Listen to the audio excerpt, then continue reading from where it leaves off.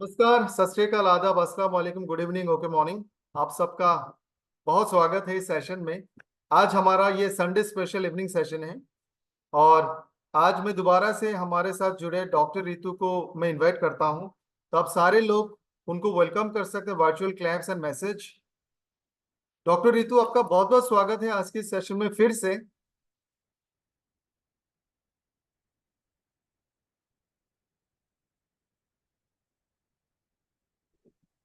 Thank you. Good evening everyone. Good evening doctor Ritu, good evening ma'am, कैसे हैं आप? बढ़िया सर। तो एक बार फिर से आपका बहुत स्वागत है इस सेशन में। और थैंक आज का टॉपिक जैसे मैंने ऑलरेडी थोड़ा बहुत डिस्कशन कर लिया, नॉन कम्युनिकेबल डिजीज। तो दोस्तों, आपके मन में भी अगर कोई सवाल होगा तो आप चैट बॉक्स में डाल सकते हैं। मैं आपके लिए सवाल डॉक्टर रितु से पूछ लूंगा। लेकिन मैं थोड़ा सा आपको जानकारी देना चाहता हूँ। नॉन कम्युनिकेबल डिजीज में बहुत सारे बीमारियां आती है, जैसे मैंने अभी नाम लिया, diabetes, heart disease, cancer, joint pain, COPDs, chronic obstructive pulmonary disorder. लेकिन आज हम सारे बीमारियों को कवर नहीं कर सकते। आज हमारा फोकस है हार्ट डिजीज, और थोड़ा सा हम लोग नॉन कम्युनिकेबल डिजीज के बारे में बात करेंगे। और हार्ट डिजीज के ऊपर एक खास प्रोडक्ट के ऊपर में डिस्कशन करेंगे, जिस प्रोडक्ट के इंतजार आपको बहुत दिनों से था। तो डॉक्टर रितु, आपका स्वागत है इस इवनिंग सेशन में। और मेरा पहला सवाल, और जो हमारे डिस्ट्रीब्यूटर्स का भी होगा, दर्शकों का भी होगा, लाइफस्टाइल डिजीज या फिर नॉन कम्युनिकेबल डिजीज के बारे में हम सबको थोड़ा सा बताएं। सर, जो नॉन कम्युनिकेबल डिजीज होती है वो एक से दूसरे को नहीं फैलती। और लाइफस्टाइल डिजीज उसी में आती है, नॉन कम्युनिकेबल डिजीज में, जो एक से दूसरे में नहीं फैली। जैसे कि high BP, high cholesterol, type 2 diabetes, weight. और इसमें भी स्पेशली जो दिल की बीमारी है, हार्ट डिजीज। दिल की बीमारी को मैंने इसमें स्पेशल इसलिए बताया क्योंकि बाकी जो बीमारियां हैं उनसे लाइफ का कोई खतरा नहीं होता है। वो थ्रू आउट लाइफ चलती रहती है। कभी कोई कंट्रोल कर लेता है या फिर नहीं, तो फिर भी लाइफ चलती है। लेकिन जो दिल की बीमारी है, हार्ट की डिजीज है, उसमें जान जाने तक का भी, जीवन का भी खतरा रहता है। तो इसलिए ये ज्यादा इम्पोर्टेंट है। मैम, आज के टाइम पे अगर आप कोई गवर्नमेंट एजेंसी को देखो, हॉस्पिटल को देखो, एनजीओ को देखो, कोई भी हेल्थ इंस्टीट्यूशंस को देखो, डब्ल्यूएचओ हो, यूनिसेफ हो, गवर्नमेंट ऑफ इंडिया हो, आयुष हो, हर कोई नॉन कम्युनिकेबल डिजीज के बारे में बहुत ज्यादा कंसर्न बताते हैं। इसके बारे में बहुत ज्यादा डिस्कशंस होती हैं। आखिर ऐसा क्या खतरा है इन कुछ बीमारियों का, या फिर आने वाले टाइम में अगर इसको कंट्रोल नहीं किया जाए तो क्या हो सकता है? सर, एक्चुअली अभी आजकल क्या हो रहा है, पहले जो जिनकी एज ज्यादा होती थी, 50 60 से अब, वो उनको हार्ट अटैक आता था। अभी आज फीमेल्स को तो बहुत कम आता था, लेडीज को। अभी लेडीज को भी आ रहा है, और जो यंग बच्चे हैं, 18 30 40, इस एज में भी आ रहा है। इसका अभी थोड़े से मेरे हिसाब से 3 रीजन देखने को मिले हैं।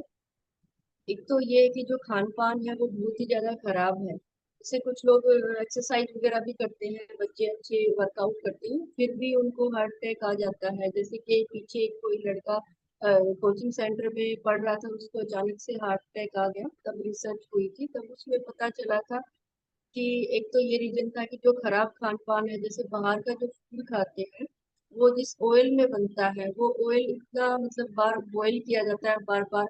और वो हमारी जो आर्टरी है उसके अंदर जमा हो जाता है, जिसकी वजह से हार्ट अटैक देखा गया है। दूसरा, यंग एज में ये जो स्मोकिंग, अल्कोहल, कूल दिखने के लिए करते हैं कि बाकी लोग भी कर रहे हैं स्मोकिंग अल्कोहल, हम भी करेंगे, ये रीजन है। और तीसरा, स्ट्रेस। आजकल बच्चे कंपटीशन इतना ज्यादा बढ़ गया है कि स्ट्रेस बच्चे ज्यादा ले रहे हैं। तो यंग एज में भी ये देखा जा रहा है, तो फिर अब ओल्ड एज के भी पेशेंट हो गए, ये भी हो गए, तो इसलिए ज्यादा बढ़ रही है ये। ट्रू, ये बात तो बिल्कुल सच कहा आपने। और मैं दर्शकों से भी जानना चाहूंगा, आप लोग भी चैट बॉक्स में डाल सकते हैं।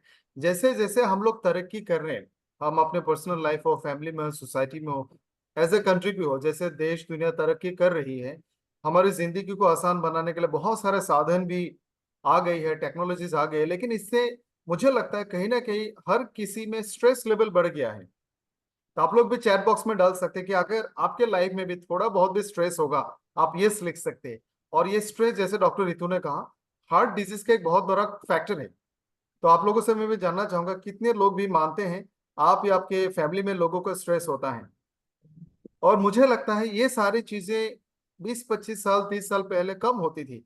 वो भी एक रीजन रहा होगा कि लाइफस्टाइल डिजीज तब कम होती थी। दोस्तों, मैं आप सबके सामने कुछ फैक्ट्स शेयर करेंगे, फिर मैं अगला सवाल पूछूंगा डॉक्टर रितु से। आप सब सुन के भी और जान के भी हैरान भी होंगे और थोड़ा सा कंफ्यूज भी होंगे। जब कोविड हुआ था, और डाटा के हिसाब से 2 साल में पूरी इंडिया में शायद 10 से 12 लाख डेथ्स हुई थी। 10 to 12 lakhs in 2 years maximum.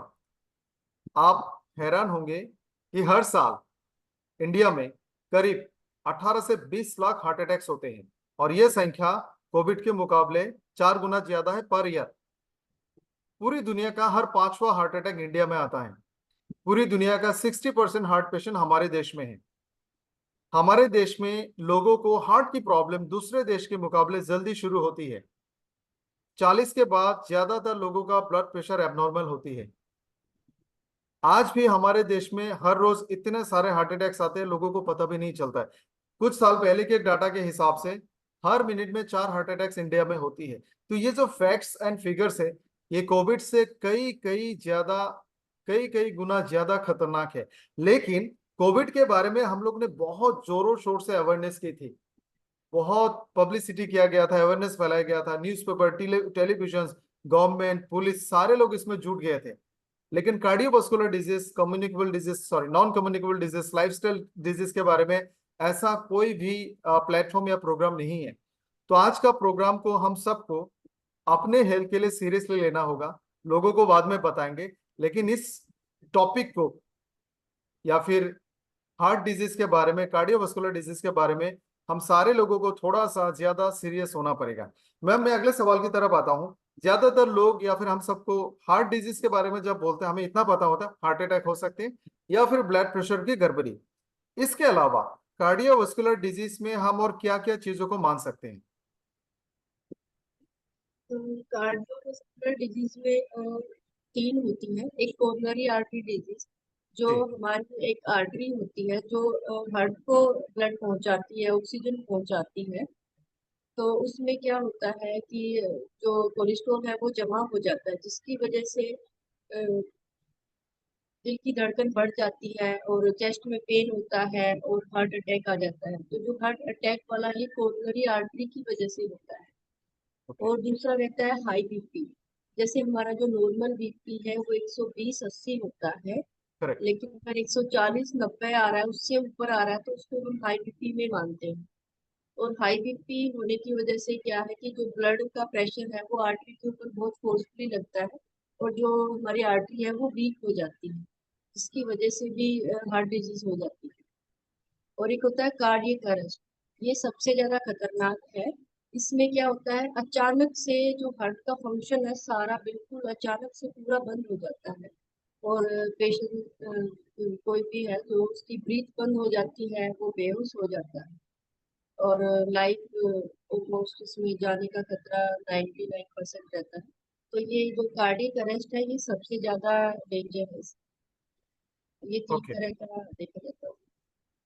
तो दोस्तों, आप सबने सुना हार्ट की बीमारियों को, एक जो बहुत कॉमन सी और हम सबको पता है ब्लड प्रेशर के ज्यादा होना, और एक डॉक्टर रितु ने कहा कि हार्ट को चलने के लिए भी ग्लूकोज और ऑक्सीजन चाहिए। और ये ग्लूकोज और ऑक्सीजन हार्ट को एक खास आर्टरी, खून को ले जाने वाली ब्लड वेसल से मिलती है, जिसको कोरोनरी आर्टरीज कहते हैं। अगर उसमें किसी तरह का ब्लॉकेज आती है तो हार्ट का कामकाज में प्रभाव पड़ता है। ये भी बहुत कॉमन है। और कार्डियक अरेस्ट। मैम, एक सवाल मैं आपसे जानना चाहूंगी, ये भी जानना चाहता हूँ, आपके पास जितने भी पेशेंट्स आते हैं, जी सर। ऑन एन एवरेज आप सब लोगों का ब्लड प्रेशर नापते हैं, तो हाँ क्या जी। ऐसा देखने को मिलता है कि एक उम्र के बाद या फिर 30 के बाद ज्यादातर लोगों का ब्लड प्रेशर थोड़ा ज्यादा रहता है? सर 45 पहले तो 45 50 के बाद वालों का मिलता था। अभी जी। तो जिनका वेट ज्यादा है तो 30 की एज में भी ज्यादा मिल जाता है, तो लेकिन क्या इतना हम, ज्यादा नहीं मिलता है। 140 से मतलब स्टार्टिंग रेंज मिलता है, बहुत ज्यादा भी नहीं मिलता।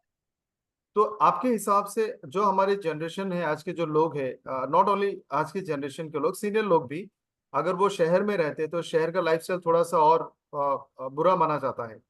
तो ऐसे में क्या 25 या 30 की उम्र से हर हफ्ते में कम से कम एक दो बार ब्लड प्रेशर नापना जरूरी है? अम, अगर कोई थोड़ा सिम्टम लग रहा है तो 3 महीने में एक बार नाप लेना चाहिए। और अगर किसी का थोड़ा 140 और 90 के आसपास आ रहा है तो उसको फिर अपना हर महीने नापना चाहिए। जब तक उसका यंग एज में तो 120-80 होना चाहिए, बिल्कुल अच्छा, बिल्कुल जो गुड क्वालिटी होता है बीपी का वो होना चाहिए। अगर नहीं है तो हर महीने उसको नापना चाहिए। और उसके लिए जैसे कि आपकी लाइफस्टाइल डिजीज है तो ये लाइफस्टाइल तो उसको अच्छा करना ही पड़ेगा। ओके। मैं अपने तमाम पार्टिसिपेंट्स और दर्शकों से एक बार जानना चाहूंगा, आ, थोड़ा सा डाटा एनालिसिस के लिए कि आप लोग जितने लोग यहाँ पे हैं सारे लोगों को एक सवाल का जवाब देना है। अगर आपने पिछले 10 दिन में, आप पिछले 15 दिन का ले लो, अगर लास्ट 15 डेज में आप सब ने ब्लड प्रेशर नापा होगा तो यस लिखे, नहीं तो आप लो लिखे, थोड़ा जल्दी रिप्लाई करें ताकि हमें थोड़ा सा अंडरस्टैंडिंग होगा कि क्या लोग फ्रीक्वेंटली अपना ब्लड प्रेशर नापते हैं। ज्यादातर लोगों का नो आ रहा है, कुछ लोगों का यस भी आ रहा है। तो दोस्तों, आप सब हेल्थ से जुड़े हो, आप सबके पास, आई एम श्योर ज्यादातर लोगों के पास कार्डियो स्कैन होता है, स्फिग्मो और ब्लड प्रेशर नापने वाला मशीन होता है, ग्लूकोमीटर होता है। उसके बावजूद भी अगर हम अपना ब्लड प्रेशर 10-12 दिन के फ्रीक्वेंसी में नहीं नापते तो आप समझ सकते हो कि एक आम इंसान, एक कॉमन मैन, बिल्कुल उसको कभी सीरियसली नहीं मानते। जब उनका बीमारी ज्यादा होती है तब डॉक्टर के पास जाता है और तब उनको पता चलता है उनका प्रेशर ज्यादा है। और I am sure doctor Ritu आप भी मानती होंगी कि बहुत बार पेशेंट को आपके पास आने के बाद ही पता चला कि बीपी ज्यादा है। सर हमेशा मोस्टली ऐसा ही होता है। बीपी वैसे कोई नहीं नापता है, जब यहाँ पे आते हैं उसके बाद ही उनको पता चलता है कि ऐसा है। दोस्तों, हम सब भी जानते हैं कि ब्लड प्रेशर आजकल बहुत तेजी से लोगों का बढ़ रहा है। जैसे अभी थोड़ी देर पहले डॉक्टर रितु ने कहा, पहले 40-50 के बाद बढ़ता था, लेकिन आजकल देखा गया है कि कम उम्र में भी ब्लड प्रेशर ज्यादा होता है। साथ में अगर हमारा वजन ज्यादा है, ओबेसिटी है, तब भी ब्लड प्रेशर बढ़ता है। तो ऐसे में मैम, ब्लड प्रेशर को कंट्रोल करने के लिए मेडिसिन के अलावा हम अपने लाइफ स्टाइल में क्या क्या सुधार ला सकते हैं? हाई बीपी को कंट्रोल करने के लिए एक तो जो नमक होता है सफेद नमक की बजाय सेंधा या काला नमक का खाने में यूज करना चाहिए। ओके। और दूसरा रेगुलर एक्सरसाइज और वर्कआउट कम से कम 30 से 40 मिनट करना चाहिए। जैसे कोई किसी को हार्ट की प्रॉब्लम नहीं है तो वो फास्ट फास्ट करे, अच्छी ब्रीथ जिसमें हो। और जिनको थोड़ा हार्ट की प्रॉब्लम है वो स्टार्टिंग में धीरे धीरे करे, जितना उनको ठीक लगे उतना करे, जबरदस्ती नहीं करना चाहिए। और थोड़ा सा बीपी वाले को मेडिटेशन जरूर करना चाहिए, क्योंकि कई बार बीपी बढ़ने का रीजन स्ट्रेस देखा गया, मोस्टली टाइम देखा गया है। तो मेडिटेशन, थोड़ा ब्रीथिंग प्राणायाम वगैरह करना चाहिए।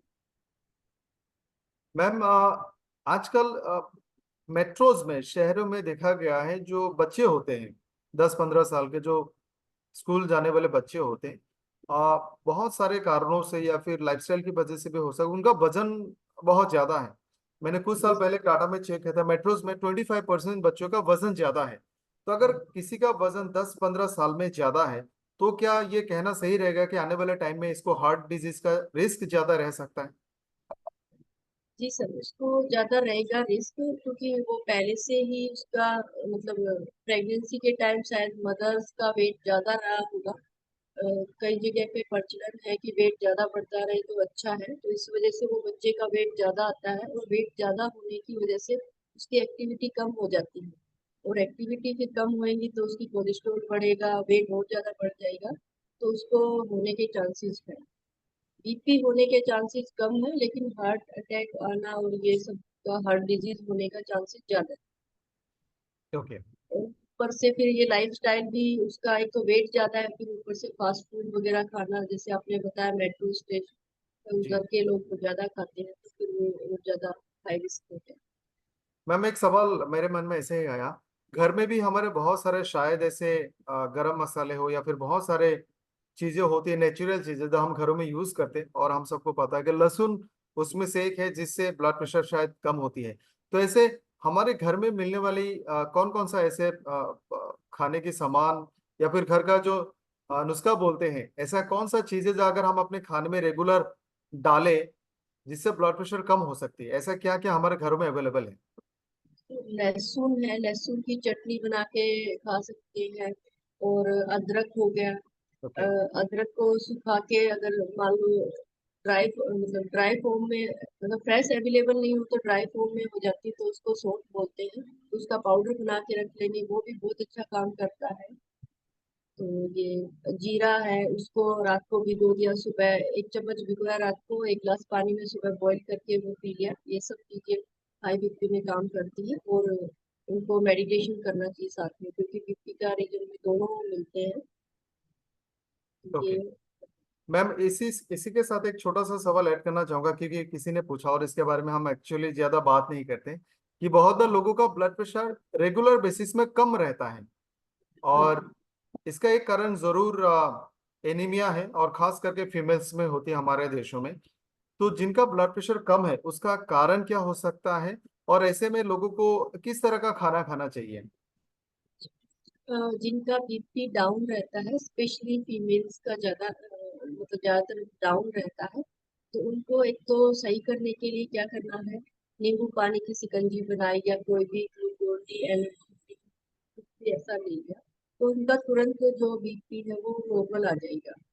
और इसका ऐसा होने का रीजन क्या है कि जो फीमेल्स बॉडी है उसमें फैट ज्यादा होता है, वो तो उसकी बॉडी में थोड़ा कोलेस्ट्रॉल भी ज्यादा होता है, उसकी वजह से भी बीपी डाउन रहता है। और बॉडी में डिहाइड्रेशन, पानी की ज्यादा कमी होती है, तब भी बीपी डाउन हो जाता है। तो कुछ भी लिक्विड ले लेंगे, जो भी जैसे उस टाइम पे अवेलेबल हो, दूध, लस्सी, छाछ, तो कोई भी लिक्विड चीज, शिकंजी, वो ले लेंगे तो तुरंत उनको रिलीफ आ जाएगा।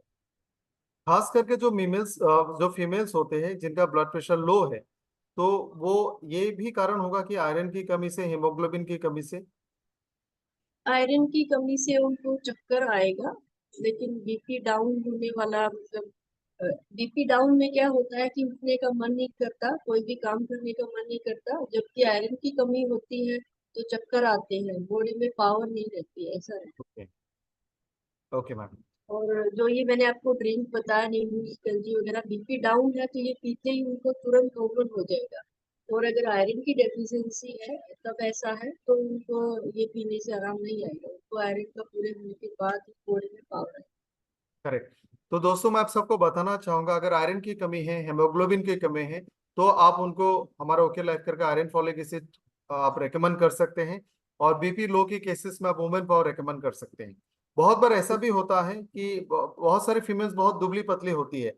हो सकता है कि उनका खाना पीना सही ना हो, तो ऐसे में क्या हम उनको कोई विटामिन या फिर भूख लगने की प्रोडक्ट भी सजेस्ट कर सकते हैं, ताकि उनका एपेटाइट बढ़े?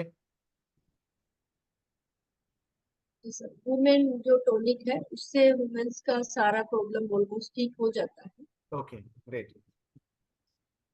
मैम, एक और सवाल ये भी मेरे मन में आया, कि हमने फ्रीक्वेंटली बहुत देखा है कि लोगों को पता नहीं चलता, हार्ट अटैक हो जाता है और डॉक्टर के पास पहुंचता है, बहुत बार लोग पहुंच भी नहीं पाते। ऐसा कोई तरीका है कि लोग थोड़ा बहुत अंदाजा अंदाजा लगा पाए कि शायद इनको, या फिर एज ए पेशेंट भी, कि ऐसे ऐसे सिम्टम्स का मतलब दिल का दौरा पड़ने वाला है या फिर पड़ चुका है? क्या इंसान खुद ब खुद उसको आधा घंटा 1 घंटा पहले महसूस कर सकता है कोई सिम्टम्स ऐसा? सर जैसे ये हार्ट अटैक होता है, उससे जी। पहले पेशेंट को चेस्ट में पेन होता है, और बहुत टाइम पहले पेशेंट को पता मतलब अ, मरीज को पता चल जाता है कि उसको अटैक आने वाला है। और दूसरी ओके। चीज, ये हम कोई ना कोई टेस्ट करवाते हैं तो उसे पहले से पता होता है कि मुझे ये कार्डियक प्रॉब्लम है, लेकिन वो क्या है, उसको सीरियस नहीं लेते। वो अपना मेडिसिन है प्रॉपर नहीं लेते। जैसे मान लो अभी डॉक्टर के गए, उसको कुछ दिक्कत लग रही थी बीपी की, 2 4 दिन दवाई लेंगे, उसके बाद उनको फिर लेते नहीं है कि अब ठीक हो गया होगा, बीपी चेक भी नहीं करवाते।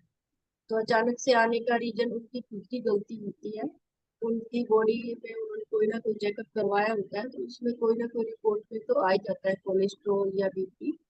वो ध्यान नहीं करते, इस वजह से आता है उनको अचानक से। ओके मैम, हमारे देश में, भारत जैसे देश में, शहर में हो, गांव में हो, लोगों को कुछ चीजों का बहुत ज्यादा आदत होता है, जैसे स्मोक करना, पान खाना, गुटखा, सुपारी, आजकल तो बच्चे बच्चे खाते हैं।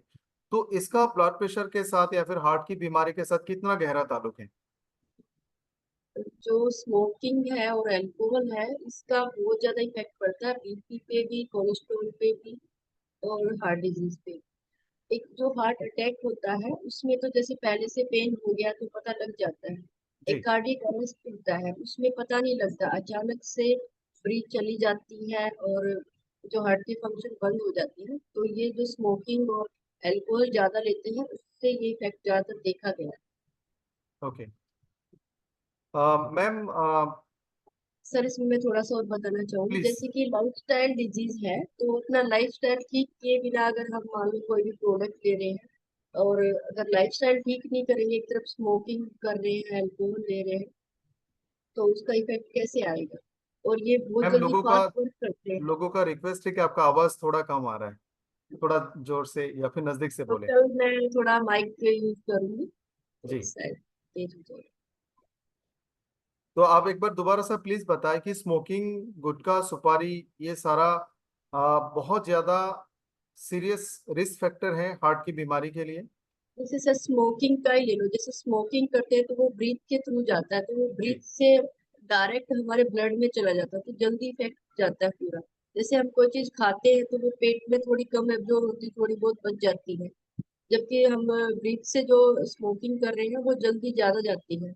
और इनका इफेक्ट बहुत ज्यादा जाता है क्योंकि मोस्टली लोग खाली पेट हो गए या फिर कैसे ये इन चीजों का ज्यादा सेवन कर रहे हैं, ओके। का हार्ट पे ज्यादा इफेक्ट रहता है। ये लाइफस्टाइल डिजीज है, अगर लाइफस्टाइल ठीक नहीं करेंगे, कोई भी प्रोडक्ट लेंगे तो फिर नहीं ठीक हो पाएगा। मैम एक और बहुत इंपॉर्टेंट सवाल है कि जिन लोगों का पेरेंट्स, माँ बाप दोनों को हार्ट की बीमारी का शिकायत हो या फिर हिस्ट्री हो, जैसे ब्लड प्रेशर ज्यादा होना, कभी ना कभी हार्ट अटैक होना, कोरोनरी आर्टरी डिजीज होना, तो ऐसे लोगों को, मतलब जिनके पेरेंट्स को ऐसा है, क्या ऐसे लोगों को दिल की बीमारी होने का खतरा ज्यादा रहता है? जेनेटिक फैक्टर होता है इसमें? ज्यादा तो देखो सबको ही होता है अगर लाइफस्टाइल किसी का भी खराब है, लेकिन उनको एक फायदा ये भी होता है कि वो अपना ध्यान रख सकते हैं कि उनके पेरेंट्स को ऐसा हुआ है। जैसे बाकी लोगों की अगर फैमिली हिस्ट्री नहीं है तो वो उस चीज पे ज्यादा ध्यान भी नहीं देंगे कि हमारे किसी के हुआ नहीं, तो उन लोगों को एक फायदा ये भी है कि वो अपना प्रॉपर ध्यान रख सकते हैं, स्मोकिंग वगैरह अवॉइड कर सकते हैं, बाहर का जो तला हुआ बार बार जो एक ही ऑयल में खाना बनता है वो सब अवॉइड कर सकते हैं, तो उससे उनको फायदा भी है और रिस्क भी ज्यादा रहता है कि पेरेंट्स को था तो वो जीन में आता है। और मैम जो सर हमारे पास, जी प्लीज बताएं। जैसे से पेरेंट्स को है उनके, या दादी को, नानी को, किसी को है, तो उनको होने का जो रिस्क होता है बिल्कुल बॉर्डर लाइन पे होता है, उनका थोड़ा सा भी लाइफस्टाइल खराब होते ही उनको हो जाएगा। और जिनके पेरेंट्स को नहीं है वो थोड़ा ज्यादा लाइफस्टाइल खराब होएगा उनका, तब जाके होगा उनको ओके। ऐसा भी। मैम हमारे पास कार्डियोवास्कुलर डिजीज के बहुत सारे प्रोडक्ट्स हैं, और मैं कुछ प्रोडक्ट्स का नाम शेयर करूंगा, और उसमें से एक खास प्रोडक्ट के बारे में आज हम डिटेल में डिस्कशन करेंगे। तो दोस्तों, आप सब जानते हैं कि हार्ट की बीमारियों को रोकने के लिए, उसको क्योर करने के लिए, प्रिवेंट करने के लिए हमारे पास बहुत सारे प्रोडक्ट्स हैं। उसमें से एक है हार्ट फ्यूल, एक है मुक्ता बटी जो ब्लड प्रेशर को कम करने के लिए है, एक है अर्जुन गार्लिक, और एक बेहतरीन लाजवाब प्रोडक्ट है आरजी फ्यूल। तो आप सब इन सारे प्रोडक्ट्स के बारे में जानते थे। आज हम लोग थोड़ा डिटेल में बात करेंगे आरजी फ्यूल के बारे में। और आप सबको बहुत बहुत बधाई हो। आरजी फ्यूल हम लोग अपने ही मैन्युफैक्चरिंग प्लांट ओके नेचुरा में बनाना शुरू कर दिए हैं। आप सबको, हम सबको बधाई हो। और इस प्रोडक्ट में पहले प्रोडक्ट के मुकाबले कुछ चीजें हमने ज्यादा ऐड की हैं, तो मैं आपके साथ शेयर भी करूंगा। तो सबसे पहले मैं डॉक्टर रितु से थोड़ा सा चाहूंगा कि आप आरजी फ्यूल के बारे में थोड़ा सा बताएं। मैं कुछ फोटोज और पीपीटी भी शेयर करूंगा। तो जो आरजी फ्यूल है वो हमारी ओके नेचुरा का प्रोडक्ट है। इसका जो मेन इंग्रेडिएंट है एल आर्जिनिन है, एंटीऑक्सीडेंट है।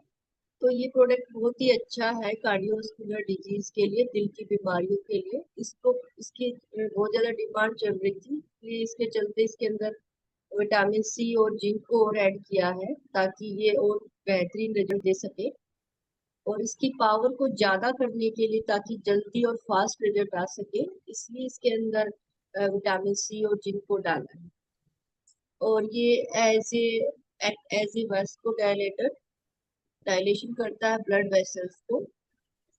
आम भाषा में समझाना चाहूँ तो जो ब्लड वेसल्स होती हैं उनको थोड़ा सा ये ब्रॉड कर देता है, जिससे जो ब्लड का सर्कुलेशन है वो इजी हो जाता है, ब्लड की सर्कुलेशन को भी बढ़ाता है।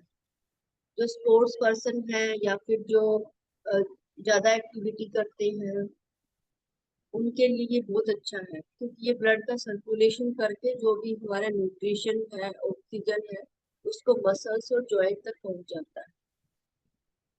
तो ये तो उनके लिए बहुत अच्छा है। दोस्तों आप सबको फिर से बधाई देना चाहता हूं।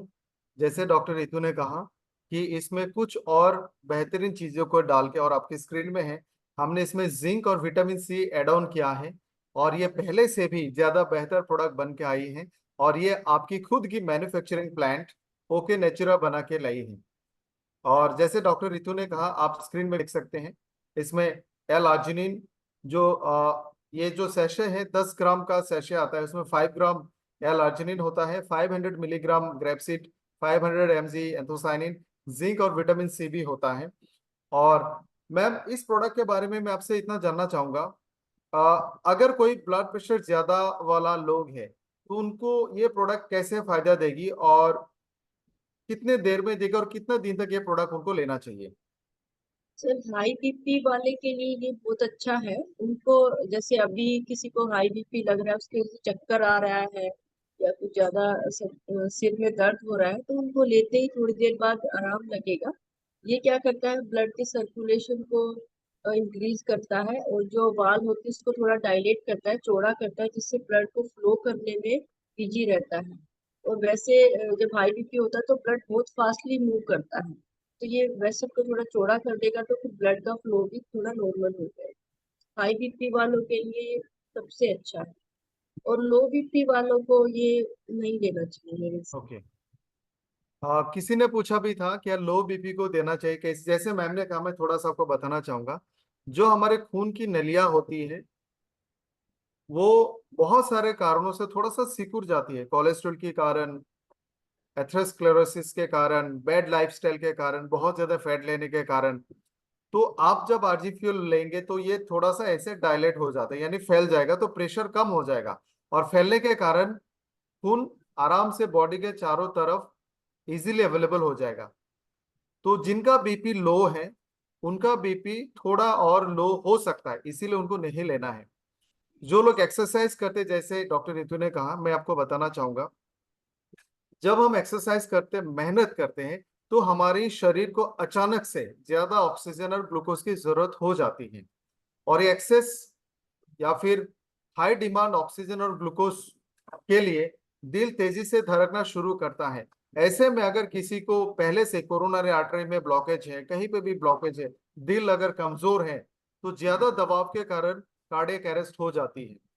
ऐसे में अगर किसी ने वर्कआउट, एक्सरसाइज या फिर स्पोर्ट्स एक्टिविटी के पहले आरजी फ्यूल लिया होगा, तो ये आपका वर्कलोड को कम कर देगा, यानी हार्ट बीट को बढ़ाए बिना ही आपके ऑक्सीजन और ग्लूकोज वाला खून को आसानी से बॉडी के चारों तरफ पहुंचा देगी। तो ये बेनिफिट है। तो मैं जानना चाहूंगा डॉक्टर रितु, क्या हम ये सजेस्ट कर सकते हैं, जो लोग स्पोर्ट्स में हैं, जिम जाते हैं, वर्कआउट करते हैं, स्पोर्ट्स से आधा घंटा 1 घंटा पहले अगर आरजी फ्यूल लेके जाते हैं, तो उनके लिए बहुत सेफ है, क्या ऐसा कहा जा सकता है? जी सर, ये जो स्पोर्ट्स है या जिम वगैरह जाते हैं, वो अगर वर्कआउट से प्री वर्कआउट इसको लेंगे आधा घंटा पहले, तो उनके लिए बहुत अच्छा है। उनको जो थकान लगती है वर्कआउट के बाद वो भी नहीं होगी। और जैसे इसके अंदर विटामिन सी और जिंक भी डाला है, जी। एंटीऑक्सीडेंट भी है, तो उसको पूरा न्यूट्रिशन जो भी उसने एक्सरसाइज की है तो उसकी मसल्स और जॉइंट टिश्यू में जाएगी, तो वो भी उसके स्ट्रोंग हो जाएंगे, और उसको थकान नहीं लगेगी बिल्कुल। मैम आपके हिसाब से हमारे देश में आज के टाइम पे हार्ट की पेशेंट बहुत ज्यादा है, और बहुत सारे ऐसे पेशेंट्स हैं जो अनडायग्नोस्ड हैं। तो हम इन जनरल दिल को अच्छा रखने के लिए, हार्ट अटैक को प्रिवेंट करने के लिए, ये प्रोडक्ट एक आम इंसान को एज के हिसाब से कितने उम्र से लेने के लिए सजेस्ट कर सकते हैं, या फिर सर किन एक कंडीशंस में लेने के लिए सजेस्ट कर सकते हैं? सर दोबारा से रिपीट करें लास्ट वाला। मेरा सवाल यह था कि जो हमारे देश की हालत है, हार्ट डिजीज बहुत ज्यादा बढ़ रही है, लोगों को हार्ट अटैक्स आ रहे हैं, तो आरजी फ्यूल हम लोग क्या लोगों को बोल सकते हैं कि इस उम्र से या फिर इस एज में लेना शुरू करें, या फिर साल में कम से कम 2-3 बार जरूर ले? कोई एज रेस्ट्रिक्शन या फिर एज लिमिट से हम इस प्रोडक्ट को सजेस्ट कर सकते हैं? सर 18 की एज से अबोव से लेके 65 तक ये ले सकते हैं। सिक्सटी और जो फाइव के अबोव मैं इसलिए मना करूंगी क्योंकि उनका जो डाइजेशन है थोड़ा वीक हो जाता है, जी और ये एक तरह से प्रोटीन का ही नेचुरल सोर्स है, तो जी उनको थोड़ा डाइजेस्ट करने में प्रॉब्लम हो जाती है। तो 65 से 18 तक लेंगे तो उनको बहुत बेस्ट रिजल्ट मिलेंगे। और जैसे जो शुगर के पेशेंट हैं उनको भी वीकनेस की बहुत समस्या रहती है, तो जी। उनको भी इंस्टेंट एनर्जी मिलेगी इससे। और सर किसी ने पूछा था बीपी लो वाले, अगर किसी का थोड़ा बीपी डाउन रहता है वो लेंगे तो उनको फायदा रहेगा, क्योंकि एक तो ये लिक्विड हो जाएगा एक तरह का, और दूसरा इसके अंदर विटामिन भी है, तो उनको अच्छा लगेगा, उनको फायदा देगा। लेकिन किसी का ज्यादा डाउन रहता है बीपी तो उनको नहीं लेना, उनका ओके डाउन हो जाता है।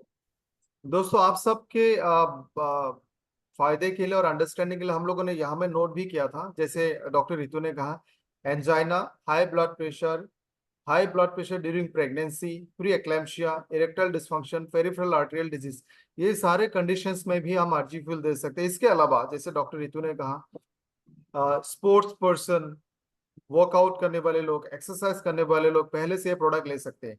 मैम, ये प्रोडक्ट को हम कितना सेफ मान सकते हैं? पर ये इतना सेफ है कि प्रेगनेंसी में भी ले सकते हैं। तो प्रेगनेंसी में तो बहुत ज्यादा ध्यान रखना पड़ता है मेडिसिन का, या कोई भी चीज हम देते जी हैं प्रोडक्ट, तो अगर प्रेगनेंसी में जो चीज दे सकते हैं तो वो कितना सेफ होगा सोच सकते हैं। बिल्कुल। और दूसरा ये एक तरह का प्रोटीन ही है, जी एक सप्लीमेंट ही है, कोई वैसे केमिकल या मेडिसिन नहीं है, तो ये जी। बिल्कुल सेफ है, ले सकते हैं। बस थोड़ा जिनका बीपी ज्यादा डाउन रहता है उनको थोड़ा ध्यान रखना है, वो भी एक बार लेके देख सकते हैं, क्योंकि इसमें प्रोटीन है तो ये बॉडी को ताकत भी देता है। अगर उनको ठीक लगे तो वो भी ले सकते हैं, किसी का ज्यादा डाउन होता है तो वो फिर अवॉइड कर। तो दोस्तों, ये जो प्रोडक्ट है आरजी फ्यूल, ये एक बहुत ही लाजवाब शानदार प्रोडक्ट है, और डॉक्टर रितु ने कहा और आपके सामने स्क्रीन में भी है, ये बहुत सेफ प्रोडक्ट है।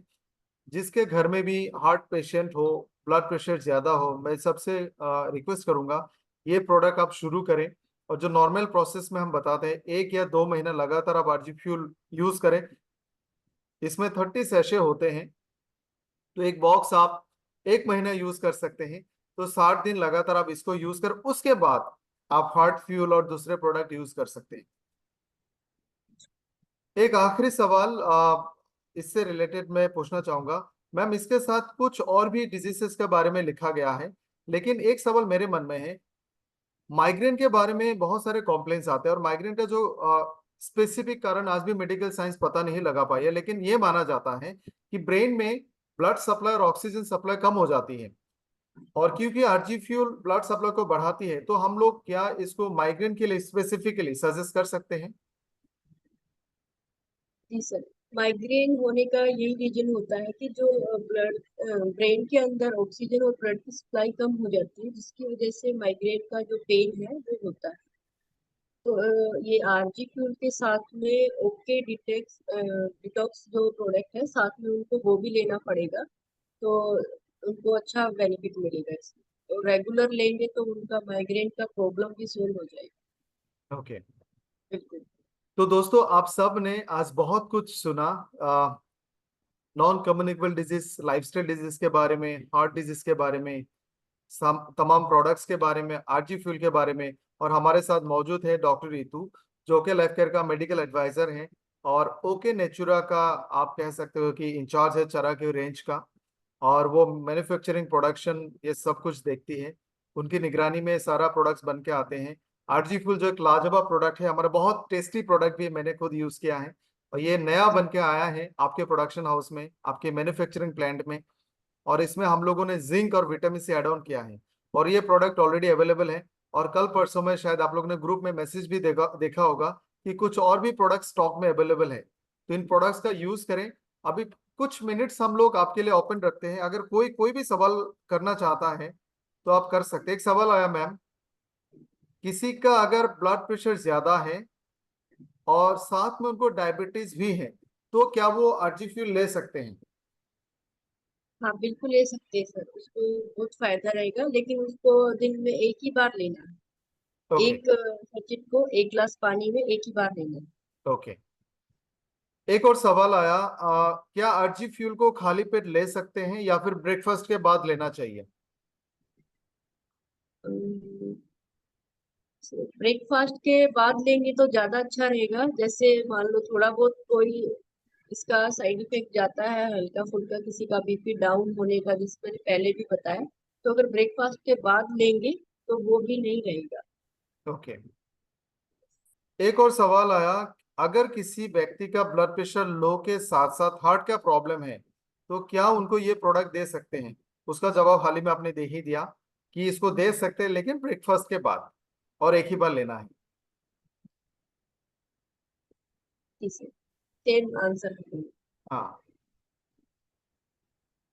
एक सवाल आया, क्या एंजियोग्राफी वाले पेशेंट को दे सकते हैं? हाँ जी सर, बिल्कुल, वो हार्ट की ही डिजीज है तो जी। उसको दे सकते हैं। बिल्कुल। ओके। एक सवाल आया है जिसका जवाब मैंने ऑलरेडी दे दिया कि कितना बॉक्स लेना चाहिए। मैंने ऑलरेडी आप सबको बता दिया कि कॉन्टिन्यूअसली आप 2 महीना यूज करो, उसके बाद आप हार्ट फ्यूल लेना शुरू करें। सही है मैम? क्या सर, आपने क्या बोला, मुझे कंप्लीट किसी ने करना। पूछा कि ये प्रोडक्ट कितने देर तक लेना है, कितने लॉन्ग टाइम तक लेना है, तो मैंने कहा कॉन्टिन्यूअसली 2 मंथ्स और उसके बाद हार्ट फ्यूल। एम आई राइट? हाँ सर, 2 मंथ तक लेना है और उसके बाद फिर चेक कराएंगे कि कैसा है, तो उसके बाद कंटिन्यू करना है। और जिन लोगों को कोई दिक्कत नहीं है, जैसे कोई गेम्स में स्पोर्ट्स में है, तो वो इसका हाफ पैकेट लेंगे डेली। ओके। और जिन लोगों को दिक्कत है उनको पूरा 1 सैचेट 1 ग्लास में लेना। यही एक्चुअली अगला सवाल था कि क्या हेल्दी पर्सन ओके का आरजी फ्यूल ले सकते हैं, तो आपने जवाब दे दिया कि अगर कोई दिक्कत नहीं तो आप हाफ सैशे ले सकते हैं, और अगर कोई किसी भी तरह का हार्ट की डिजीज का शिकार है तो आप पूरा पैकेट लेंगे। एक सवाल आया, 120 से 125 बीपी वाले को दे सकते हैं क्या, उनको हार्ट प्रॉब्लम है, यानी ब्लड प्रेशर ऑलमोस्ट नॉर्मल है, हालांकि नॉर्मल उन्होंने है। सिस्टोलिक ही लिखा है, मेरे ख्याल से डायस्टोलिक नहीं लिखा है। तो उनको हार्ट की प्रॉब्लम भी है, तो क्या उनको हम लोग हार्ट की आरजीपीएल दे प्रॉब्लम सकते के लिए, हार्ट की कोई भी प्रॉब्लम है, सब में चलेगा, ये बहुत अच्छा रहेगा। हैं? एक और सवाल आया स्वाति जी का। मैम, स्वाति जी आपका सवाल का ऑलरेडी जवाब दे दिया। अगर आपको ब्लड प्रेशर की प्रॉब्लम के साथ साथ डायबिटीज भी है, तो भी आप आरजीपीएल ले सकते हैं। एक जी सर, सवाल ले मैं, सकते मैं हैं। मैं समझ नहीं पाया, अनूप सावनी जी ने लिखा है ब्रेन में कोड हो तो उसको क्या दे सकते हैं? कोड का मतलब मुझे लगता है उन्होंने क्लॉट लिखा होगा, मेरे ख्याल से क्लॉट। अगर किसी के क्लोथ। ब्रेन में क्लॉट है, क्या उनको दे सकते हैं? हाँ सर, ये क्लोथ को भी डिजोल्व करता है। और जैसे क्लोथ्स मान लो साइज कम है तो वेसल्स को थोड़ा ब्रॉड कर देगा, तो वो क्लोथ जी। भी एक जगह पे नहीं रहेगा, वो मूव कर जाएगा। तो ये बहुत अच्छी जानकारी है कि अगर किसी और को ब्रेन क्लोथ के स्ट्रोक हुआ साथ है। में उनको अगर हार्ट की डिजीज है तो वो उनके काम करेगा। अगर उनको सिर्फ क्लोथ की दिक्कत है तो उनको फिर उसके लिए जांच कराना पड़ेगा। ओके। तो किसी का अगर स्ट्रोक हो चुका है, ब्लड में हेमोरेज हुआ है, क्लोट हुआ है, तो उसमें भी ये प्रोडक्ट बहुत अच्छा काम करता है। एक सवाल है कि पाइल्स की प्रॉब्लम में विमल जी ने पूछा है। देखिए, आरजी फ्यूल और पाइल्स डायरेक्टली कनेक्टेड नहीं है, उसके लिए हमारे पास बेहतरीन प्रोडक्ट है एंटी पाइल्स और एलोवेरा जूस। एक सवाल आया है कि बीपी अगर लो है तो कैसे पता चलेगा? तो वो मॉनिटर करके देख सकते हैं कि बीपी लो है। बिल्कुल। तो अभिजीत जी, सबसे अच्छा तरीका है आप उनका ब्लड प्रेशर नापो, तो पता चलेगा। अदरवाइज कम ब्लड प्रेशर में थोड़ा कमजोरी, चक्कर जैसा लग सकता है। लेफ्ट आर्म की नस सिकुड़ गई है तो उसमें क्या दे सकते हैं? लेफ्ट आर्म की नस सिकुड़ गई हो और बहुत कमजोर हो गई है तो क्या हम उनको अर्जिफिल दे सकते हैं? नहीं सर, उसमें नहीं दे सकते। ओके। तो इसमें हमें नर्व की प्रोडक्ट्स देने होंगे, जैसे हमारे पास ब्रेन फ्यूल है, अश्वगंधा है, KSM-66 है। हाँ, ये चलेगा सर, अश्वगंधा और जी। शैलेश जी ने पूछा क्या हम ये प्रोडक्ट रेगुलर ले सकते हैं? हेल्दी इंसान, मैं भी जानना चाहता हूँ, कोई हेल्दी। बिल्कुल हेल्दी है? हाँ, बिल्कुल हेल्दी है और स्पोर्ट्स का वर्क करते हैं, या फिर कोई ज्यादा एक्टिविटी रहती है दिन में, मतलब जैसे हम डॉक्टर हो गए, इंजीनियर हो गए, जिनको ज्यादा काम करना पड़ता है, तो वो लोग डेली ले सकते हैं इसको हाफ सेचे। ओके, तो डेली ले सकते हैं हाफ सेशे, वेरी गुड।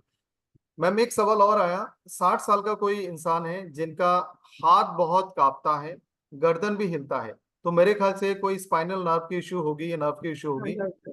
तो उसमें हम लोग स्पाइनल और नर्व रिलेटेड प्रोडक्ट दे सकते हैं, जैसे brain fuel and KSM-66 ashwagandha, right. यही सर, बिल्कुल राइट। क्या उसमें RG फ्यूल का कोई यूज रहेगा, कोई रिलेवेंस है? अगर वो लेंगे तो उनको फायदा रहेगा, ओके, तो लेकिन जो कृष्णा उनकी जी, ये प्रॉब्लम है हाथ कांपने वाली, या सौगंधा और ब्रेन टॉनिक है, ये लेने से ही बिल्कुल जाएगी। ओके, साथ में विजय जी लेना ने पड़ेगा सवाल दोनों। पूछा है। जी मैम प्लीज। मैं ये कह रही थी सर कि साथ में उनको अश्वगंधा और ये भी लेना पड़ेगा और आरजी फूल दोनों लेना ओके, पड़ेगा, अकेले तो काम नहीं चलेगा। ओके। एक और सवाल है कि आरजी फ्यूल वेसोडाइलर का काम करता, वेसोडाइलेटर, जी बिल्कुल विजय जी। आरजी फ्यूल बहुत ही अच्छा और इंस्टेंट वेसोडाइलेटर है। एक सवाल और आया, पैरालिसिस में क्या दे सकते हैं? अगर पैरालिसिस, स्ट्रोक, हार्ट की बीमारी, ब्लड प्रेशर के कारण हुआ है तो आप आरजी फ्यूल जरूर दें, साथ में brain fuel, heart fuel, KSM-66 जैसा प्रोडक्ट दे सकते हैं। एक सर ये स्पोर्ट्स के कोई टीचर है, इनका क्वेश्चन बार बार आ रहा है, ये क्या पूछ रहे हैं कि बच्चों को दम फूलता है क्या? बच्चों को, स्पोर्ट्स टीचर हो जो बच्चों को दम लगता है कि अपना प्रोडक्ट, दम मतलब वो हो सकता है कि चलते चलते काम करते करते या फिर सडनली उसको सांस रुक जाती है, सांस फूलने लगता है, जिसको हम लोग हाँ अच्छा, सांस चढ़ जाता है हाइपोक्सिया, उनको। हाइपोक्सिया जैसा हो जाता है उनको, करेक्ट। ये तो सर ये बहुत अच्छा रहेगा, क्या है कि इससे ब्लड का सर्कुलेशन रहेगा और इसके अंदर और मल्टी विटामिन भी है, विटामिन सी, जिंक है, एंटीऑक्सीडेंट है। तो जब ब्लड का सर्कुलेशन होगा तो वर्कआउट से वो पहले लेंगे इसको, तो फिर उनके जो मसल्स हैं और जॉइंट टिश्यू है उनके अंदर तुरंत से एब्जॉर्ब हो जाएगा, तो उनको ज्यादा स्ट्रोंग हो जाएंगे, उनके लिए बहुत फायदे। एक बहुत अच्छा सवाल है चेतन जी से, मैं इसका जवाब दूंगा। उन्होंने लिखा सर है मैं कि इसी आरजी का फ्यूल की, थोड़ा सा और बताना जी चाहूंगी, जो स्पोर्ट्स के प्लीज। लिए टीचर है उन्होंने पूछा है, तो गुरु है उनको अपने स्टूडेंट्स की बहुत वो रहती है। तो जो आयुर्वेदिक प्रोडक्ट होते हैं या ये आरजी फ्यूल है, ये सिर्फ बीमार लोगों के लिए नहीं है, जो स्वस्थ हेल्दी है उनके लिए भी है, दोनों ओके, के लिए है। बिल्कुल, थैंक यू मैम। एक सवाल आया है जिसका जवाब मैं दे सकता हूँ कि आरजी फ्यूल का प्राइस हम लोग कैसे जस्टिफाई करें। तो आप सबकी जानकारी के लिए मैं बताना चाहूंगा कि हमारा जो आरजी फ्यूल है, ये 10 ग्राम का पैकेट है। इसमें 5 ग्राम एल आर्जिनिन होता है, 500 मिलीग्राम ग्रेपसीड होता है और 500 मिलीग्राम एंथोसाइनिन होता है। इसके साथ हमने इसमें अभी विटामिन सी और जिंक भी ऐड किया है। तो आपकी जानकारी के लिए बता दूं, ये इस तरह का सिमिलर प्रोडक्ट फार्मेसी में भी मिलता है, मेडिकल स्टोर्स में मिलते हैं, जिसमें मैंने मेरे मिसेस को डॉक्टर ने पहले ड्यूरिंग प्रेगनेंसी रेकमेंड किया था। उसमें 3 ग्राम एल आर्जिनिन था और शायद ग्रेपसीड एक्सट्रैक्ट ही था ओनली, 500 या 300 मिलीग्राम। उसका MRP था शायद 85 रुपीज या 90 रुपीज। उसके मुकाबले इसका प्राइस डबल से भी थोड़ा ज्यादा रखा जा सकता है। इन दैट वे आप मेडिकल स्टोर में जो एल आर्जिनिन मिलता है उसके साथ नेक टू नेक आप इसका प्राइस को कंपेयर करके जस्टिफाई कर सकते हैं। तो ये इनफैक्ट ज्यादा एफोर्डेबल ही है। एक सवाल आया, ओके डिटॉक्स कैसे यूज करना है, आप सब जानते हो वो टैबलेट फॉर्म में आता है।